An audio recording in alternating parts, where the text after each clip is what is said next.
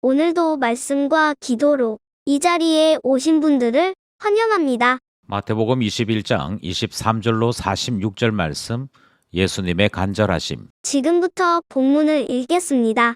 예수께서 성전에 들어가 가르치실 새 대제사장들과 백성의 장로들이 나와 이르되 내가 무슨 권위로 이런 일을 하느냐 또 누가 이 권위를 주었느냐. 예수께서 대답하시되 나도 한 말을 너희에게 물으리니 너희가 대답하면 나도 무슨 권위로 이런 일을 하는지 이르리라. 요한의 세례가 어디로부터 왔느냐 하늘로부터냐 사람으로부터냐. 그들이 서로 의논하여 이르되 만일 하늘로부터라 하면 어찌하여 그를 믿지 아니하였느냐 할 것이요 만일 사람으로부터라 하면 모든 사람이 요한의 선지자로 여기니 백성이 무섭다 하여 예수께 대답하여 이르되 우리가 알지 못하노라 하니 예수께서 이르시되 나도 무슨 권위로 이런 일을 하는지 너희에게 이르지 아니하리라. 그러나 너희 생각에는 어떠하냐. 어떤 사람에게 두 아들이 있는데 맏아들에게 가서 이르되 예 오늘 포도원에 가서 일하라 하니 대답하여 이르되 아버지 가겠나이다 하더니 가지 아니하고 둘째 아들에게 가서 또 그와 같이 말하니 대답하여 이르되 실소이다 하였다가 그 후에 뉘우치고 갔으니 그들 중에 누가 아버지의 뜻대로 하였느냐. 이르되 둘째 아들이니이다. 예수께서 그들에게 이르시되 내가 진실로 너희에게 이르노니 세리들과 창녀들이 너희보다 먼저 하나님의 나라에 들어가리라. 요한이 의의 도로 너희에게 왔거늘 너희는 그를 믿지 아니하였으되 세리와 창녀는 믿었으며 너희는 이것을 보고도 끝내 뉘우쳐 믿지 아니하였도다. 다른 한 비유를 들으라. 한 집주인이 포도원을 만들어 산 울타리로 두르고 거기에 집자는 틀을 만들고 망대를 짓고 농부들에게 새로 주고 타국에 갔더니 열매 거둘 때가 가까움에 그 열매를 받으려고 자기 종들을 농부들에게 보내니 농부들이 종들을 잡아 하나는 심히 때리고 하나는 죽이고 하나는 돌로 쳤거늘 다시 다른 종들을 처음보다 많이 보내니 그들에게도 그렇게 하였는지라. 후에 자기 아들을 보내며 이르되 그들이 내 아들은 존대하리라 하였더니 농부들이 그 아들을 보고 서로 말하되 이는 상속자니 자 죽이고 그의 유산을 차지하자 하고 이에 잡아 포도원 밖에 내쫓아 죽였느니라. 그러면 포도원 주인이 올 때에 그 농부들을 어떻게 하겠느냐.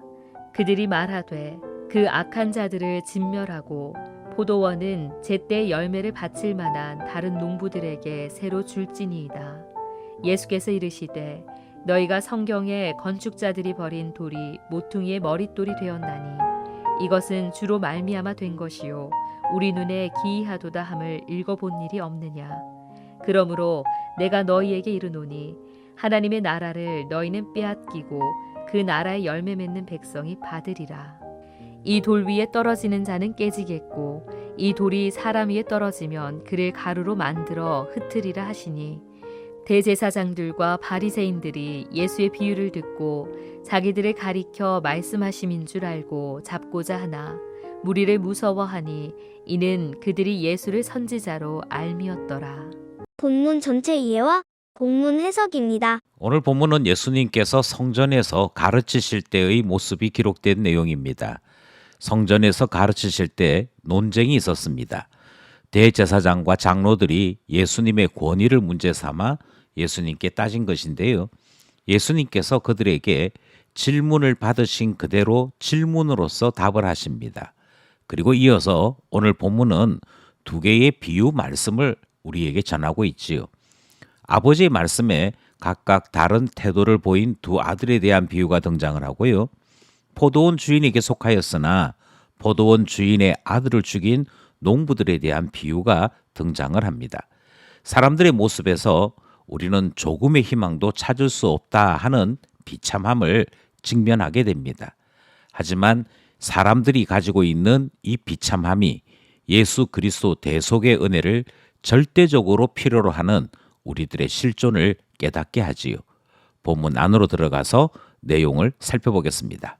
첫 번째 문단은 23절로부터 27절 말씀입니다. 예수님의 권위를 아십니까? 바리새인들이 예수님께 무슨 권위로 행동하는지를 묻습니다. 하나님에게서 권위를 받았다 하면 신성 모독죄로 고발할 태세이고, 예수님께서 자신의 권위로 행한다 그렇게 말씀하시면 바리새인들이 자신들의 정통적 권위가 더 우위에 있다라는 말로서 예수님과 충돌할 상황이었습니다. 예수님께서는 세례 요한의 경우를 들어 되물으십니다. 세례 요한의 권위가 하나님으로부터 왔느냐, 아니면 세례 요한이 스스로 자기 권위로 행동한 것이냐, 어느 것이라 생각하느냐 물으시는 내용이 등장을 하지요. 만약 바리새인들이 세례 요한의 권위가 하나님으로부터 나왔고 그 권위를 힘입어 세례 요한이 활동한 것이다 이렇게 답을 하게 되면, 그러면 너희들은 왜 세례 요한이 활동을 할 때 순종하지 않았느냐, 하나님께 대하여 불순종한 것이 아니냐 하는 비난을 듣게 되는 것이지요. 또 반대로 세례 요한이 자기 권위로 한 것이라 우리가 따르지 않았다 이렇게 말을 하게 되면, 주변에 있는 많은 무리들이 세례 요한을 선지자로 인정하고 있는 중이라 그들에게서 극심한 반대를 받는 것이 분명한 상황이 되어졌습니다.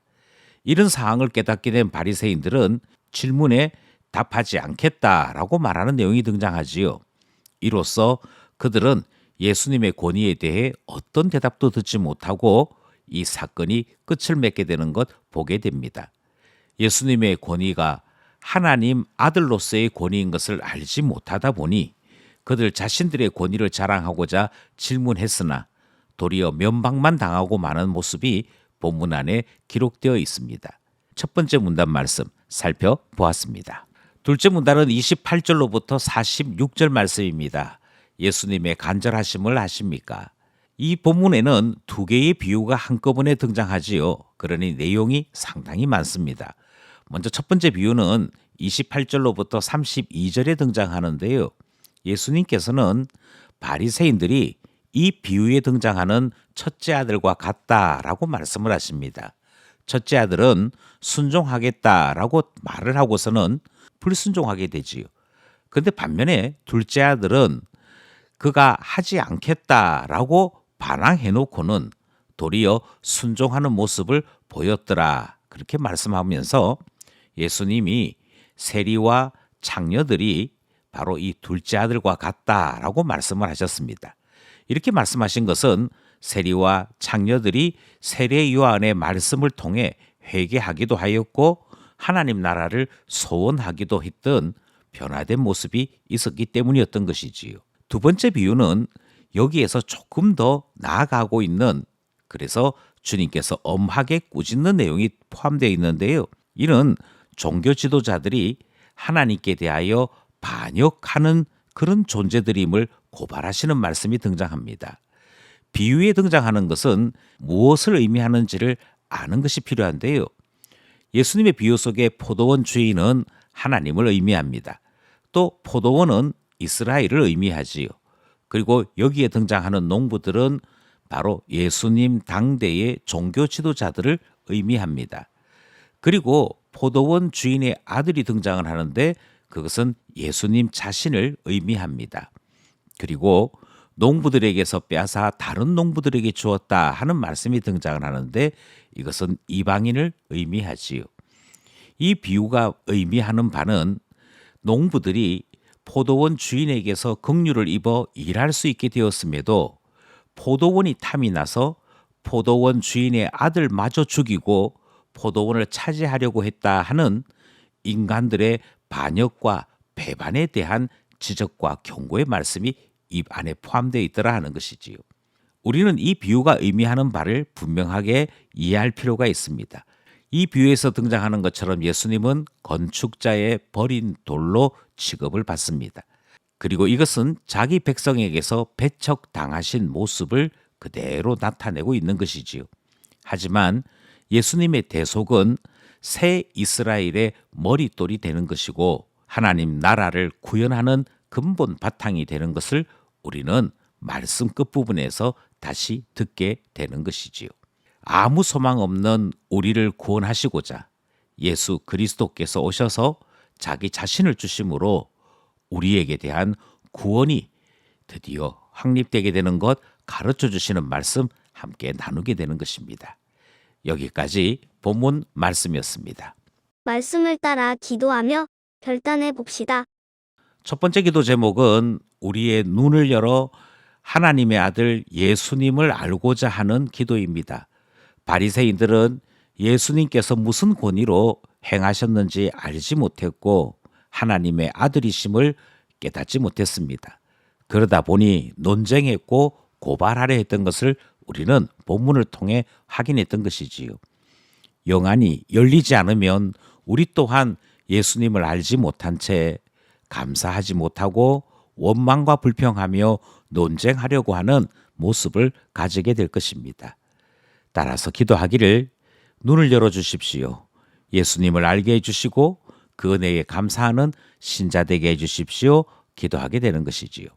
둘째 기도 제목은 죄인의 길에서 돌아서는 것이 얼마나 중요한지를 예수님의 첫 번째 비유에서 배웠습니다. 불순종의 아들이 아니라 회개하고 돌이켜 순종하는 자 되는 것, 그것이 하나님 나라 백성의 모습이라 말씀하시는 것 들었으므로 하나님 말씀에 순종하는 자녀 되게 하소서 기도하게 되는 것이지요. 마지막 기도 제목은 포도원의 마음을 빼앗겨 가장 귀한 선물인 예수님을 도리어 죽이고 말았던 그 당시 종교 지도자들의 모습을 보면서 기도하게 됩니다. 가장 귀한 선물인 예수님은 놓치고 썩어질 것을 소망하는 삶 살게 되는 것 아니겠습니까? 망령된 것에 생각이 빼앗기지 않도록 우리 마음 지켜주시고 우리 안에 신령한 마음 새롭게 하여 주소서 기도하게 되는 것이지요. 오늘도 말씀과 기도로 하나님의 자녀, 하나님의 신자로서의 길을 걸어가는 우리 모두 되기를 간절히 소원합니다.